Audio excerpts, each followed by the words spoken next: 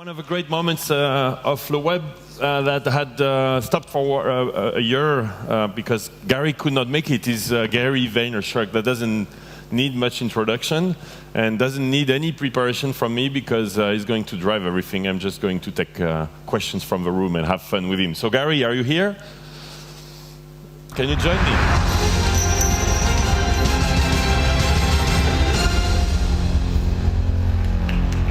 Welcome, Gary. Thank you. It's been, what, a year? You missed 1 year only, right?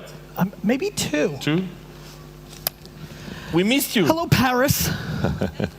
Good to see you. Great job, by the way. So, you have not slept for 2 days. Yes. Sorry, there's a deeper answer to that? Yes, I did not sleep for 2 days. We have mics ready, so whenever you want to switch to an interaction with the room, we can do that. Okay. You want to talk about your latest news? You have a book? I do. I released a book 2 weeks ago called Jab, Jab, Jab, Right Hook. It's my take on what's going on in the world of storytelling, specifically the platforms where more and more are spending our times, which is social networks on mobile devices. So what I tried to write is a how-to book as a follow-up to my why books, Crush It and Thank You Economy. And so I wrote a book that has 80 case studies where I break down brands, entrepreneurs, apps that do a good job on Facebook, Twitter, Tumblr, Pinterest, Instagram, Snapchat, Vine, and ones that don't do as good of a job. Because I think Snapchat?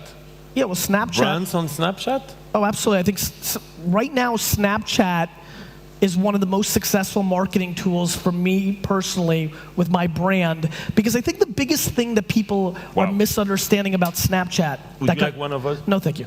Okay. Loic, the thing that everybody's misunderstanding with Snapchat in this room, in our space right now, is that everybody worries about width, right? Like everybody cares about top line numbers, impressions, followers. People care about dumb fucking data. Right? They care about the wrong thing. They're caring about... Especially when they're fake. Especially when they're what? Like fake. I mean, yeah, well, it's like, of course. How many millions of followers do you have? That are bots or things of that nature or don't care. It doesn't matter how many you have. It matters how many care, right? I mean, I went through this in the mid-90s, right? This is history repeating itself. Because I remember you telling me about how important it was to build your following. Of course. So you completely realized how full of shit you were at the time. No. I met you deep in the 2000s, so let's not bullshit. What I talked about was building a fan base that actually cared, right? So I went through this in the mid-90s. No, to be correct, that's what you exactly said. It's not about the numbers. And not because I'm so smart, but because this is my second rodeo, right? In 1996, when I was building Wine-Library.com, I was trying to build as many email subscribers as possible. I started buying ads on email lists. If the founders of Luxury.com are watching right now, fuck you. Let me explain. Yes, please. In 1996, we lost context here. In 1996, I bought Luxury.com an ad on their email list because they had 2 million emails. I thought it was going to be incredible. I mean, I didn't sleep the night before. I had Wine Library ready. I was going to pack every order. This was going to change my business. 2 million emails. This is crazy. When they send that email at noon, I'm going to be ready. Here comes all these wine orders. Luxury.com. It's going to be the best kind of customers. And then it's 30 minutes after the email goes out, and I have like one order, and I'm like, oh, it probably didn't go out. And I emailed them, and they're like, we sent it.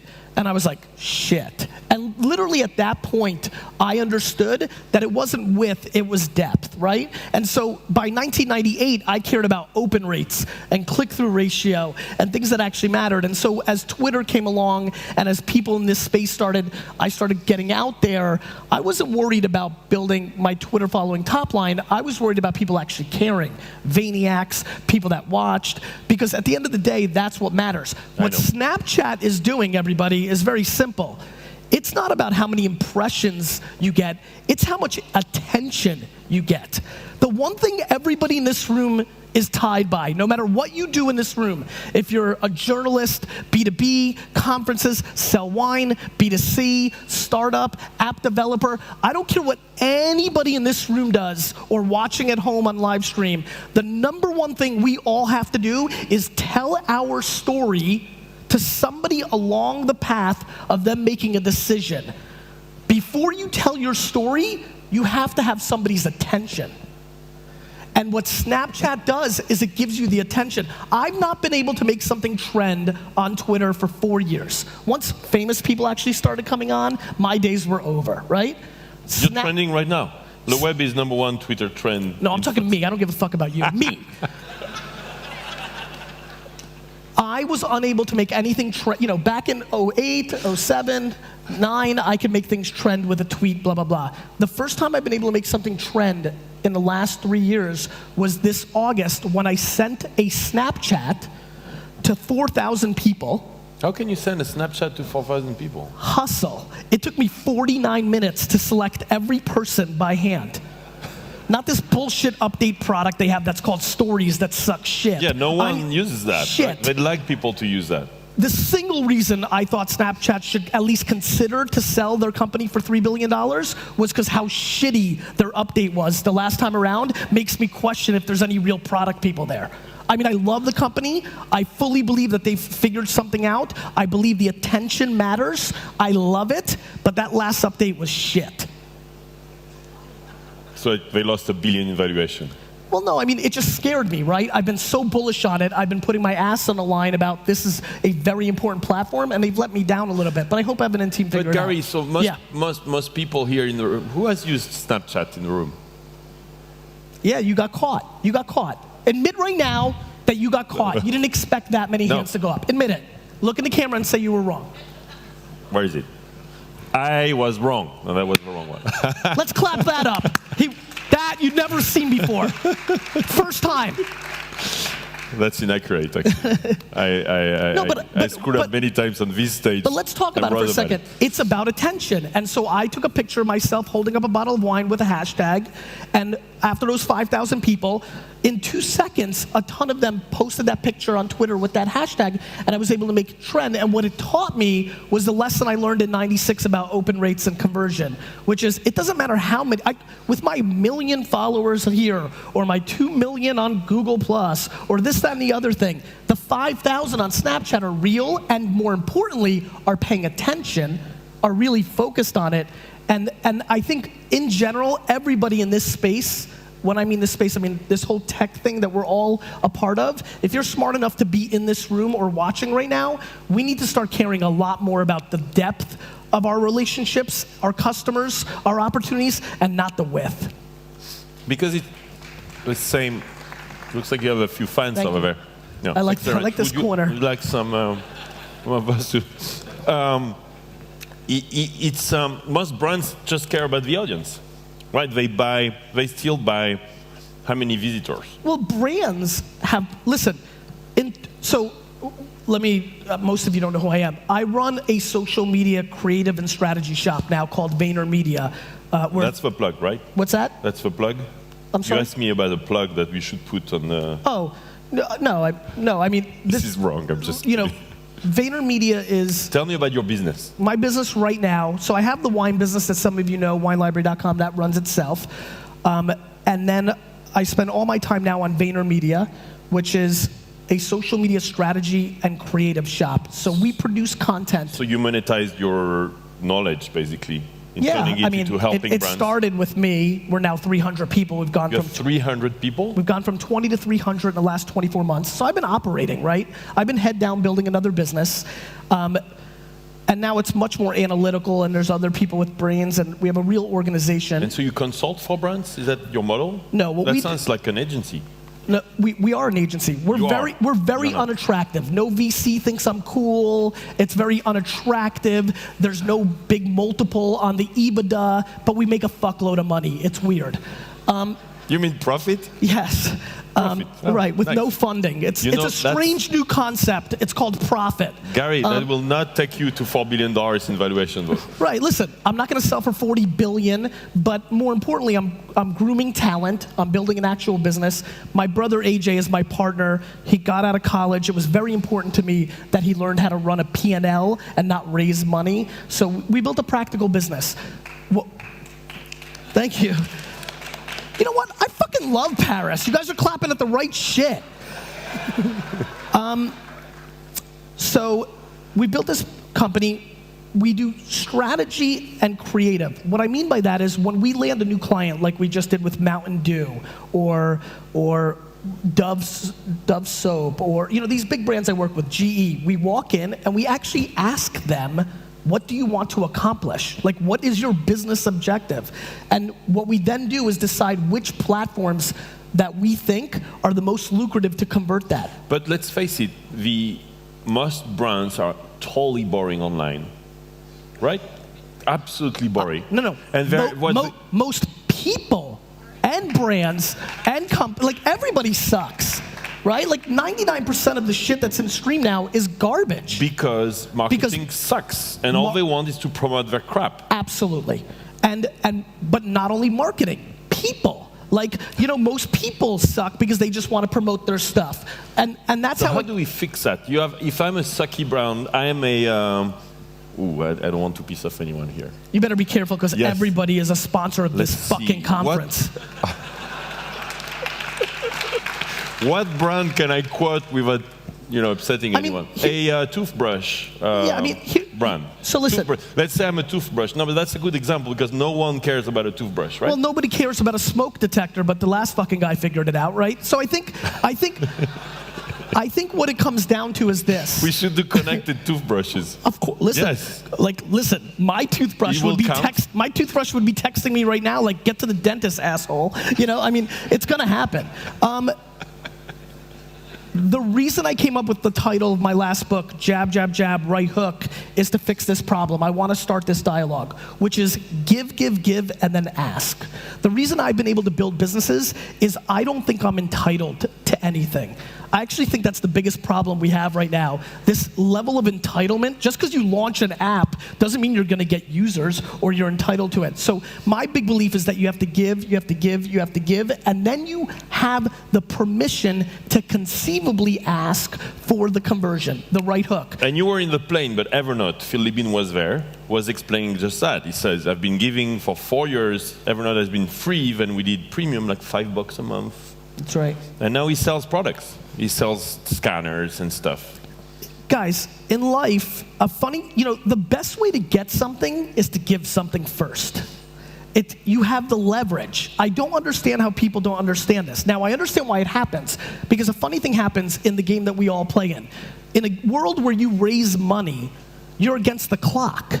You're burning, and you're in bad habits. When you raise money, you spend it on dumb shit, right? Because you've got a lot of it. And then it starts burning quicker. And what happens is you start making bad decisions because you're making decisions based on time, not the marathon. For me, because I've always been self-funded and always self-sufficient, I've had the luxury of running the marathon instead of the sprint. When you're running the sprint, you're making very quick decisions and you don't have the patience required to give, and then ask. And so what I highly recommend everybody in this room give thought to, and who's watching, is how do you position yourself to actually create patience so that you're able to execute the right things that ultimately allow you to have the leverage to go in and ask for the sale. Because we have a supply and demand issue.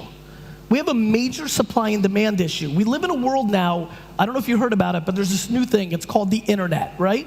And what it's done is it's created a situation where the cost of entry into the marketplace of almost anything you do has collapsed in cost and speed of getting to market. So what happens is we have dramatically more supply of everything, of information, of apps, of products, of services, and so the consumer has far more choice, so we have to provide more value than the fact that we're in fucking existence.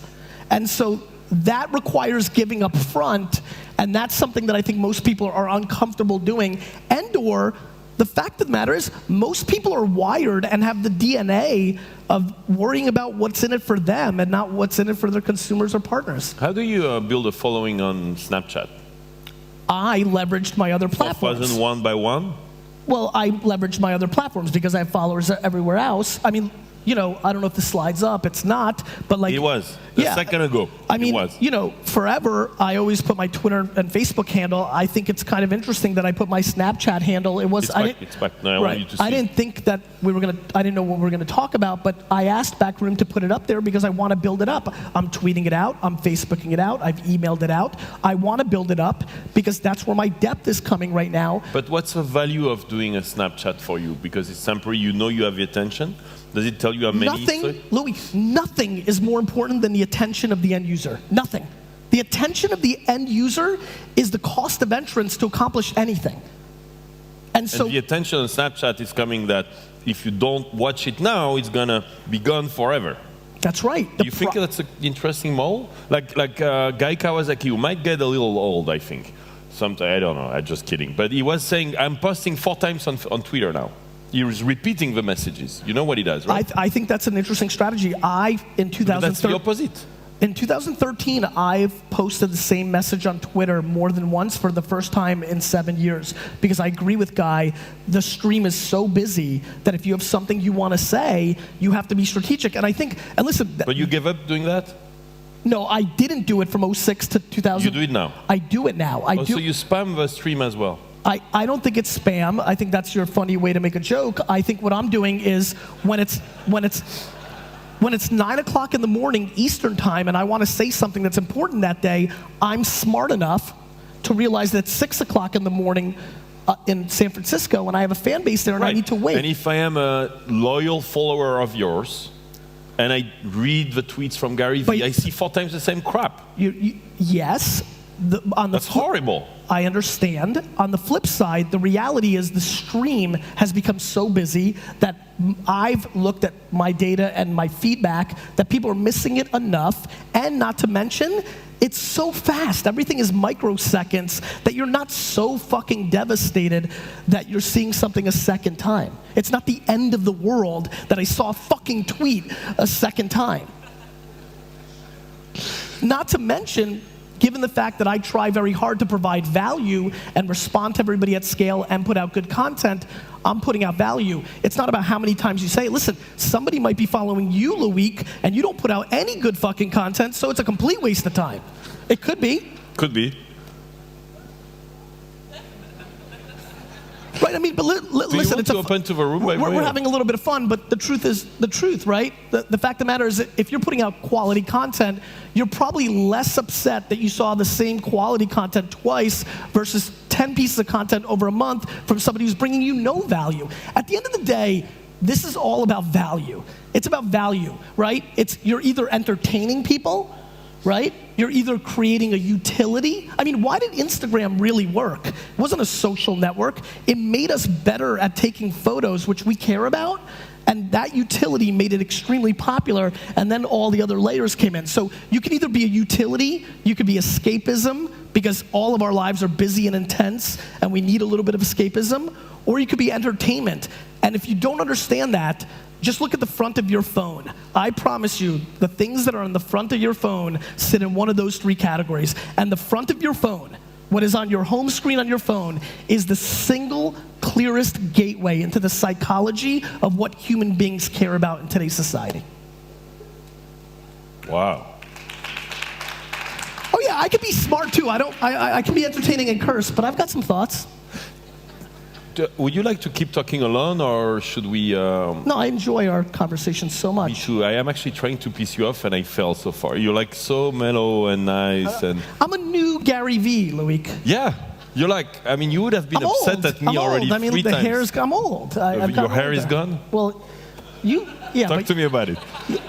But when you have such a beautiful face like you do, you can get away with anything. Thank you, Gary. That's why I It's your eyes. It's your eyes, right? The eyes, yeah. Gorgeous fucking eyes, Loic. Thank you, Gary. So we'd like to take some questions. Okay. All right. Who has a question? Here.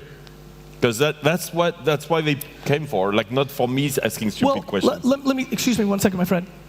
That's a whole nother conversation. If I thought that I could come to conferences and just do Q&A, I would.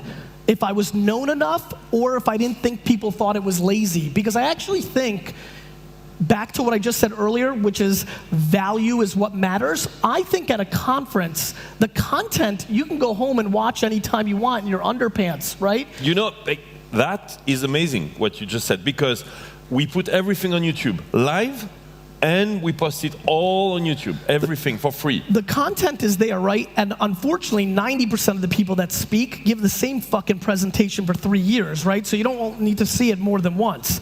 What I think is really interesting in conferences is the engagement, which is why so many people are out in the hall right now engaging with each other. We put the Twitter wall up, so just so that we see that they hate us, we can know. I see it. And number two, I think the biggest thing that we're gonna see after this content play itself out a little bit, I think the next thing, and the one thing that a lot of people should be thinking about, is access.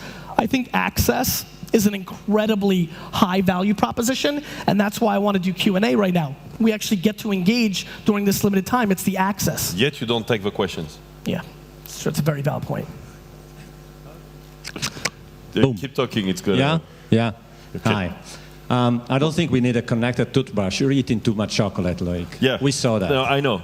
Anyone want some? Wide, What's your name? Yes, Carlo De Marchis from Italy. It's so good. Wide and deep, you said. So I was thinking, forget WeChat, Line, Kakao Talk, which by accident nobody really mentioned in these 2 days, which I'm amazed. It's absurd. It's American bias. Deeper, yeah, could be.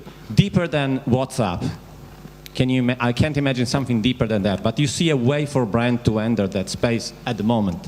What's different about that is it's one-to-one communication. I mean, one of the biggest debates about Snapchat is, can you monetize one-to-one communication? Monetizing texting, which is what WhatsApp is a very difficult proposition, right? I mean, what I think Snapchat ultimately will do is go one-to-many. The way I'm using it right now by fucking hand, I'd like to have the select all button. They don't want to do that because it takes away the intimacy. This is me assuming what they're thinking about. They went half pregnant with stories, but as a shit experience and a shit UI. For them to truly monetize, they're gonna have to go one-to-many. Monetization works at one-to-many. Monetizing one-to-one doesn't, which is why a lot of people struggle with WhatsApp and things of that nature. So far, I'm sure there's some brilliant girl right now in Scandinavia who's come up with a way to monetize one-to-one, and I can't wait to see it. I haven't figured it out. Nobody else has. Until somebody shows that, or we get into what I think is going to happen, which is people are going to start paying for services, right? I mean, at some level, back to the jokes I was making early on in the conversation, there's going to be a $20 a month or $20 a year app that might be one-to-one that wins at scale because it's so incredibly strong. People will pay. People will pay, and I think that it's an interesting variable that I think has a chance. I always thought Path or other people could go down that route. But that's why people aren't talking about WhatsApp or even Snapchat. The reason I see Snapchat going that way is much like the way Twitter felt right to me in 2007 and I knew what to do with it, Snapchat's worked that way to me, but it's been one-to-many. It's been able to make something happen for me at scale. But do you think people in Paris, for example, would pay for Ibra to really WhatsApp with them in the future? I think you can make people pay for anything. Let me explain. If we went in a time machine and showed people this and said, people in 2013 spend $2 on this shit, they'd say, fuck you. It's free. It comes out of the... So the fact that we as human beings pay for this, right here, water, we'll pay for anything. I mean it. What it took was somebody figuring out how to package it and how to story tell, right? There's some dumb people in this room that think these waters are different, right? That's good fucking storytelling, right? So I think that that's what it's gonna take, but I think that could be done. Heli? Hey, thank you for the sample on Amazon of your book. It's awesome. Thank you so much. I just had to say that. But anyway, what is the emotion created with this attention What is this access? What's the emotional connection there? And is it that we don't have an emotional connection anymore? No, the emotional connection is completely predicated by the creative, right? The emotional connection is the picture you actually take. That's going to be different for everybody and how they storytell. That's actually where the rubber hits the road, right? This whole game, distribution's mapped. Word of mouth on the internet is mapped. The social graph is mapped. That redhead dude that was here, he mapped it. His company, the company Facebook, they mapped it. That's not what matters. What matters is what story you actually tell. The emotion is predicated by what you actually put out there, right? The emotion you get out of a song or a movie is based on that, not based on how it was distributed to you. What Snapchat is doing is not changing the emotion. What it's doing is it created a utility that actually gave you the opportunity to get somebody's attention in a very noisy world. But your book, the emotion you create, to my mind, is hopefulness. The story makes me feel like something good can happen. I can make something happen by what you show me. That's my DNA. Teach me. But that's me being. But Gary, I'm an optimist, right? You should do a church of Gary V. Well, I've been thinking about it. You know, that would be the good next step. You know those churches in the US where you have those thousands of people, and business-wise, it's like what Mark Benioff is doing with Dreamforce, I right? think, you have like 50,000 people coming, and because Mark is so magnetic, right? Yeah, no, I think. And you're the same. No, you should do that. I went to go see Book of Mormon on Broadway, and these Mormon guys, they figured out a real racket. And so, starting a religion, whatever gets me to buy the New York Jets, I'll fucking try it. Next question. What do you think? What do you think the biggest mistake that young startups and young entrepreneurs are making in trying to get new users in this really, really just busy time with social media, like you're saying? I think the biggest single mistake that I see young entrepreneurs making is two things. One, not realizing that they're actually not an entrepreneur, right? Let's address this, right? And this is a real statement. This is a real tough one for me to say because it's a very douchey, it's a very douchebag thing for me to say, but I think it's an important conversation that we have. I think we're living through a very attractive time to be an entrepreneur, right? Mark put on a hoodie and a movie came out and Instagram made $1 billion after 500 days, and everybody decided they were an entrepreneur. The amount of Ivy League schooled kids that I'm meeting right now who think because they went to Stanford or Yale or Harvard or Brown, what have you, or anywhere else, obviously I'm in the US, that think just because they're smart students that they're entrepreneurs, that then I watch and the first taste of adversity that they get, they crumble like a bunch of fucking bitches. And so I think the first mistake we have right now is we have an issue where people have decided they're entrepreneurs when they're not. I think that's the biggest problem. Number two is people think it's a lot easier than it is. I mean, listen, the press, for every Instagram, there's 5 million Insta shit, right? And so,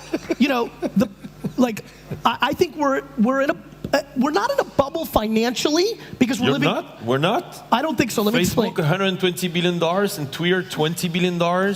Fine, but how many times profit is that? Listen, I don't understand anything. And Snapchat, and I'm the first. $4 billion. I'm the first one to. Gary, I made let's explain. I made a video the day Facebook bought Instagram. I was on CNN and I said they stole it. You sat up here just a couple hours ago and saying everybody thought you got killed. Now it looks smart, right? So there's smart buys. You were wrong. I was right. Okay. So here's what I think. Loic. I think that there's plenty of things in that 2007, people thought this way as well, and when it didn't go. I think Andreessen's the one that. This is not it's me. Cycles. We're at the top of a cycle. No, we're not. Uber and Airbnb and Nest are just the beginning of technology eating everything in our lives. This is not a cycle. This is literally the beginning. We're going to look back at this as the early days. There will be a smart toothbrush and smart pants and smart fucking everything. We're just starting. So, number one, I don't think we're in a bubble. I do think, though, we're in a bubble of entrepreneurship. I think there's a lot of pretenders.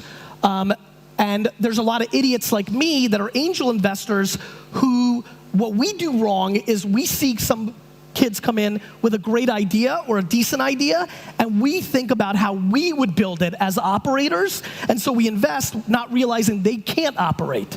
And that's where I've been caught. I think every business idea is good because I think I can make every business work. And that's a mistake, and that's something I've had to fix. Who has the mic here? Over there. Let's follow the microphones. Hi, Gary. And try to go everywhere in the room, please. So we'll go this way next time. So we've heard about your thought on social media, and you also say you hire 280 people in 2 years. How do you build a culture? How do you make sure that the people you bring in have the same view as you have on social media at Vaynermedia? Very easy. I'm the head of HR, CEO, right? I spend anywhere between 2 to 4 hours a day with talking to employees. We don't have a head of HR still, because the only way to instill the culture for me is through dictatorship, right?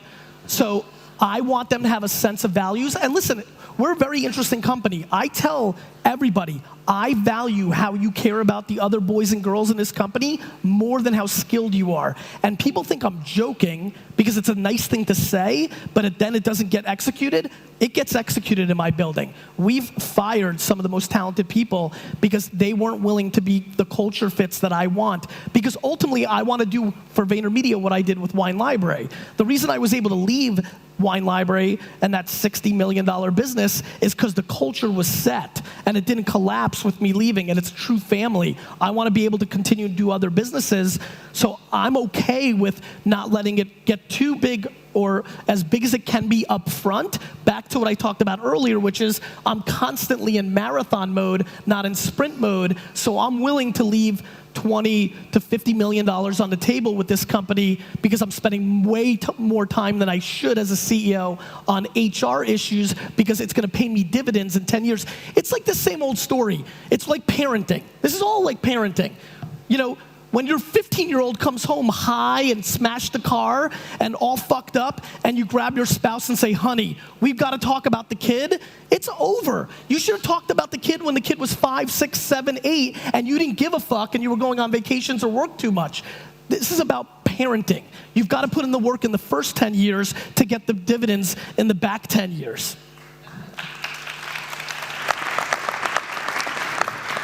Thank you, Paris. Oh, it's crazy online as well. It's not only Paris. I know you're worldwide, Loic. I put the... Oh, come on. I was talking about you. I'm kidding. I'm having fun with you. Finally, I get you a little upset. Good morning. My name is Giovanna. How are you? Fine, thank you. Where are you from? I am from Bolivia, living in Paris. My question comes about sharing. Sharing? Yes. Okay. Because you're sharing information, but it's important to know what is the customer, what does he want. So having the customer sharing is very important too. So from my experience, I can see that there are so many cultures where it is very open, so the customer is going to share and share, so you can analyze the information. Yes. But you have some other cultures where the customers will not share. That's because right. They feel like they are being tracked or whatever. So what I wanted to know is that from your experience, do you think that these customers will in a day converge to a same behavior, or do you think that we have to deal with it? This question's so fun for me because I don't know if you know this, but I was born in the Soviet Union, right? So my heritage is from communism. I was born in Belarus. So when I came to the States when I was 3 years old, by the time I was 14, I still pretty much grew up in a Soviet household, at least inside, because we were just becoming Americans. So I came from the country that was most predicated on not sharing. I mean, my mother had a refrigerator, which was unheard of in Russia because everybody was poor, and she hid it in her living room behind a carpet on a wall because she didn't want her neighbors to know. Like the ultimate in hiding information. The truth is, absolutely not. The habits of the US consumer or other parts of the world where they don't fear privacy or those kind of things, they're gonna share. When you go to Venezuela or when you go to certain parts of the Eastern Bloc, like Belarus, where I come from, or other places, they're growing up in a very different environment and their habits are totally different. And it doesn't become a one-day thing. I mean, you're talking about generations of culture change. When my dad found out 6 years ago that his phone number to the house was on Google, it was the worst day of his fucking life. I mean, he was devastated because he grew up in a culture where privacy was the most valuable thing, and now his son goes to conferences and says privacy's dead, it doesn't mean anything. That's a brain twist for him. Why do you think that the governments are reading our emails, though? I think everybody is on the record 24/7, 365. I actually live my life completely with the thought process that everything I do is always being looked at, and that's my life. I really do. Now, what does that mean? It means your revenue, your profit, your salary, everything. Everything. You wouldn't mind. My porn habits. Oh yeah, they actually monitor that. You saw that. I mean, but they record that so that they can harm you in case they need to. But I really mean that. I truly live my life. I mean, I truly Can someone build a service that will, hook into your YouTube channel? I mean, account. Yep. And each time you watch porn, it tweets it. I'm watching this. Yeah, that's a good idea. I think people are grossly underestimating where the world goes with this lack of privacy. I actually think it's going to be very beneficial. I actually can tell you right now that 5 years ago, I mentally made that decision as I started getting some internet fame and people were taking pictures and things of that nature. And I have become a better person because I think that I'm always on the record. It changes your habits. It changes the way you are. And I think we're grossly underestimating some of the benefits. I mean, as the world's gotten more public, kidnapping is down because it's hard to kidnap because everybody's got a phone. There's a lot of yin and yangs. Everybody looks at the negative. I think there's enormous positives to a more transparent world if we know that we're on the record. I mean, it changes quite a bit of behavior, cheating.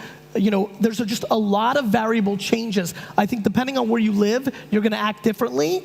But I do. Yeah, but if you build a product, like you're a startup and you build a product, you have to keep it, I don't think anybody, we live in a very cynical world. We all see what's going on here. And I'm going to tell you right now that the far majority of this crowd right now more believes that they're on the record 24/7, 365 than they did 2 years ago. And I think it's just the beginning of that trend. Next I really question. do. There, thank you.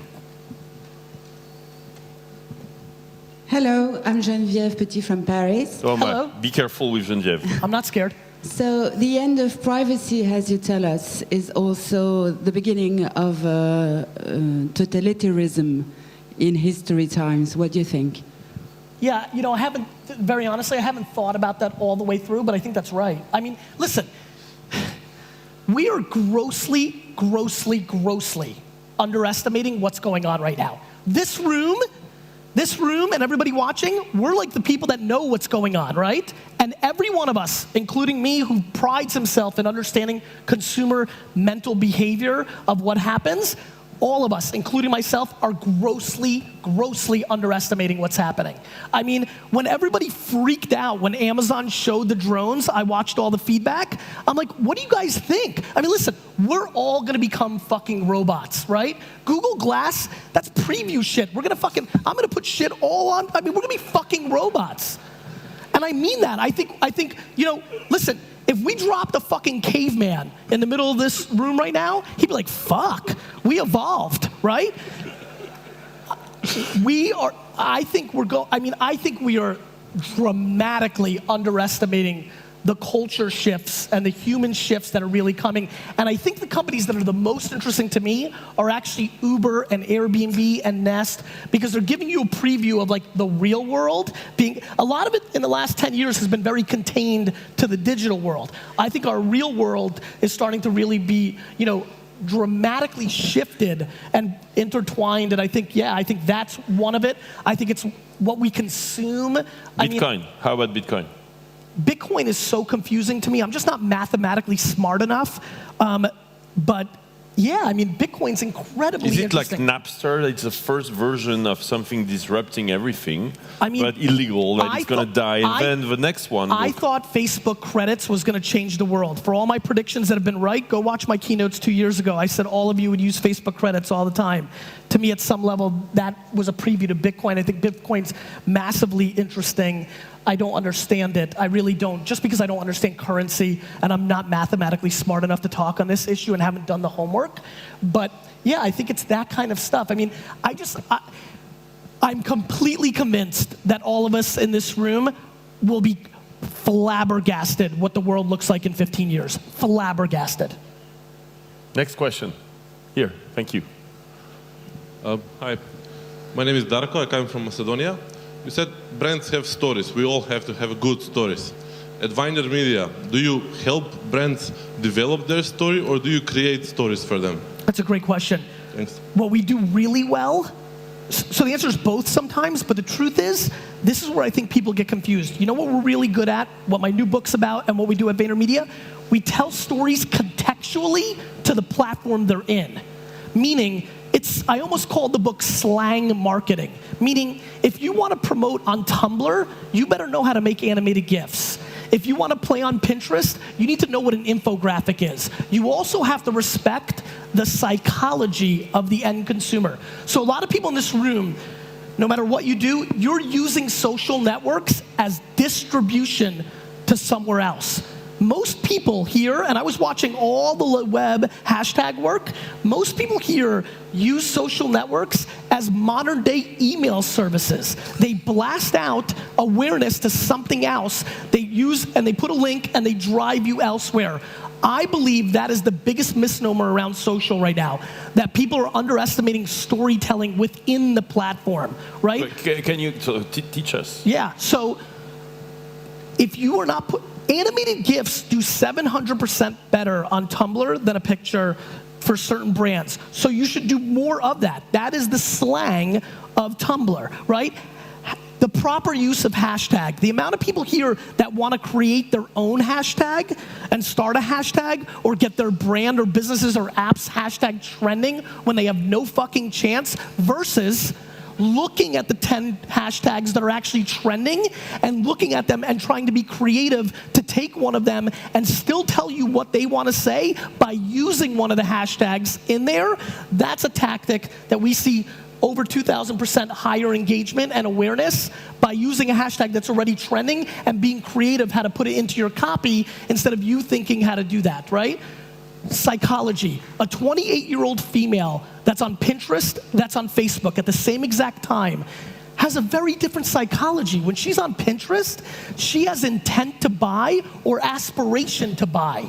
When she's on Facebook, she's getting informed about her world. The way you have to storytell to her in her stream is very different. But everybody here just puts the same fucking picture on all the platforms, or even worse, the worst fucking move, they have their Twitter and Facebook linked, so when they put one, it goes somewhere else. Stop fucking doing that. Yeah. It makes no sense. It doesn't work. And it just proves that we are trying to use these platforms as distribution instead of actual places to tell stories. Posting Twitter stuff into Facebook is a disaster. So what we do well is we take what story they want to do and we make it contextual to the platform we're putting out the content on. Where's the next microphone? Yeah, here. How about some people up there? I like those people. They're real chill and laid back. It's just that we want to reward those who stay with us on stage. It's like they're on stage, but sure, we can go. But like, okay, we'll go what, you don't like those people? I love those people. Okay. I love them, Gary. Thank you so much. So, it's my turn. So this is how you talk after 2 days of not sleeping, right? Yeah. Yeah, could you imagine if I fucking slept? It took him a little time to wake up, bro. Okay, right? okay. The first 20 minutes he was so quiet, and now finally we get a fuck or fucking every 10 seconds. Okay. Two questions. First one is you were just mentioning the, let's call it the state of mind of the psychology. The psychology of the platform. So when you're in Facebook, you have a specific intention. Yes. Maybe this is the reason why commerce is not working over there, or maybe there is a great way to make commerce work there, but it has to be aligned with this state of mind. So could you say something about it? You know the answer. The way you stated the question just now makes me realize that you're thinking about this properly. Everybody wants social to act like search. You know, when we search, we have intent to buy often, which is why it works so well. Everybody wanted to apply Google AdWord logic against Facebook ads, and it didn't work.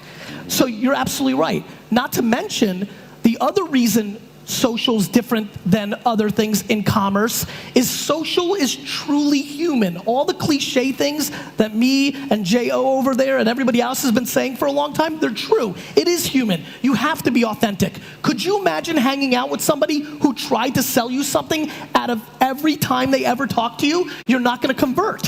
So everybody's in the right hook, right hook, right hook, right hook, right hook, right hook business. And when you know a right hook is coming, you duck.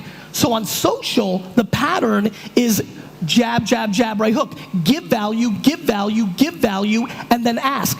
Nest can't put buy nest, buy nest, buy nest. They have to give you infographics of stuff they have. They have to make an interview with the CEO. They have to do testimonials. Maybe even something that has nothing to do with their business, like happy holidays. It's all jabbing that's setting up the opportunity to go in for the conversion. So what you say is that commerce can be great on Facebook, but it has to be via a different way of communicating it? This is what you're saying? 100. I'm selling not only for the amount of books I'm selling on Facebook now is incredible to me, even from 2 years ago, because I've learned this pattern. It's why I wrote about it. Clients that we've had, like Green Mountain Coffee or the NFL, where the KPI was how many people did we convert, right? How many K-Cups for Green Mountain Coffee and their Keurig machine did we sell? How many people did we get the NFL to sign up for their fantasy product on NFL.com? Not on ESPN. And all the clients that I get that are completely conversion-based only on social always hate me for the first 6 months and always love me for the back 6 months, because all we do up front is jab, because we're trying to open up the window for the opportunity to sell. So, okay, you intrigued me for 7 different questions. So can we meet somewhere following this session and ask you a question? Yeah, I'm organizing this right now, actually. Okay. When are you available, Gary? You want to meet some people? Thank you very much. Should I organize your schedule? I'm available now. What's the problem? Well, people need to eat. Yeah, I'll just walk right over there. No, I'll just hug it out. We'll have to stop. What? No, he got like upset at me. No, we need to go up there now because Gary was. But listen, I mean, they paid too, right? I know that. So who has a question? As far as we can. Who has a question? Just raise your hand. See, they're quiet. They have no questions. Those who have questions are here. Okay, see, yeah, one question there. Very good. Hey, how's it going? Good, man. Just say, what's the future of Snapchat in your vision? You know, how's it going to go on? I'm really crazy to turn down $4 billion. You know, I don't know. What Snapchat has to prove to me, my favorite conversation since I've been in this space is when everybody who didn't know shit about this said that Facebook was the next MySpace, right? Remember that? Like, oh, Facebook's the next MySpace. You shouldn't invest in this because in 4, 5, 6 years, 3 or 4 years, there'll be something else. And the reason they were wrong was the question that we had earlier, which was Facebook was being operated by different operators than the people that were operating MySpace. Why has LeWeb been a success for a decade? Because 2 people have operated this to success. There's plenty of conferences, plenty that haven't gotten as big. There's plenty of everything. Operations and execution matters, right? So Facebook very early on, between not only Zucks, but the people that I saw there, whether it was Kevin Colleran or Dave Morin or Cox or Charlie Cheever, like all those great people, you just knew that they had the quality to execute. And every time they did a product update, newsfeed, things that were unpopular, I believe they were doing the right thing. And I think that's why they are where they are today. So far, at the height of it mattering, Snapchat has made one product update, one that I think is extremely poor. So for the first time ever in 2 years, I'm actually slightly down on them because I'm scared that they don't have the product chops to actually take it to the next level. I can't answer your question of where it's going because I tend to not bet on the horse. I tend to bet on the jockey. And I don't have a real understanding yet on this jockey to really make a bet, because I care about my legacy and I don't want to be wrong with my prediction right now. So I don't know. But over the next year, what they do with the product will really dictate it. This is all execution. It matters so much. Okay, one more and we'll have to stop. But Gary is here, so you will have to follow. Yeah, what? I'm useless here. You're totally useless. Hi, Gary. My name is Ivan Hernandez, and first of all, congratulations on all your success. Thank you. Speaking about growth, I think the big mistake that many companies make is growing too fast and just growing for the sake of growing. The growth that Vayner has accomplished is impressive. You know, from 20 to 300 employees in 20 months is crazy. How have you managed to control the growth in a way that actually it's growing not to get bigger, but growing to get better? Well, Vayner is a very different company, right? You know, remember, I have no funding. Vayner's gone from 20 to 300 with zero funding. We've used our own cash flow. So we're building but listen, and I don't think I'm so cool. Like, plenty of people will grow to grow and have a huge exit and be very strategic about it and raise money and do well. For me, it's been very easy. We're growing slower than I'd like because I truly believe our agency, with who we compete with, can do better work than anybody in the marketplace. But I can only grow so fast because I do have a P&L. I do have B2B clients that pay me 120-day terms. So I can only grow so quickly, right? You know, I'm very, very, very, very proud of how quickly we've grown, completely predicated by our own cash flow and our own execution. I think it's a good story for people to pay attention to if they actually care about actually building a business versus just building headcount. You know, I want more headcount. I just can't afford it yet. That's it. I mean, you know. Gary, you're happy you came? Because I know you've not slept and taken all that time. I'm happy for you, Loic, that I came. I'm kidding. I love Loic. Of course I'm happy. This is one of the premier events in the world. Enough with this premier event in Europe. This is one of the premier events in the world. You know, I'm very proud to have been coming here for a long time. I've missed it for the last year or two that I haven't been here. I see a lot of familiar faces. I hope I see some new faces as I walk out here. And I'm just very thankful for your attention and allowing me to talk. So should we organize you to, so we go somewhere and you keep meeting people that you want to meet? Promised, I actually have some interviews that I'm supposed to do, so I don't want to be disrespectful. Right now? Probably. Oh, okay. So give me a time that works for you for them to meet you. What time is it? It's 1 right now. Okay, so I have to go do an interview that I promised in the press room, but I'm more than happy to meet in the main hall at 1:40. How about, okay, 1:40? Yeah. Okay, there is a better building for that, if I may. How about doing it in the Haussmann building, and the team will show you, because there is more sitting space. It feels complicated. It's very easy. Haussmann building, 145, I swear it's easy. Thank you. Thank you very much.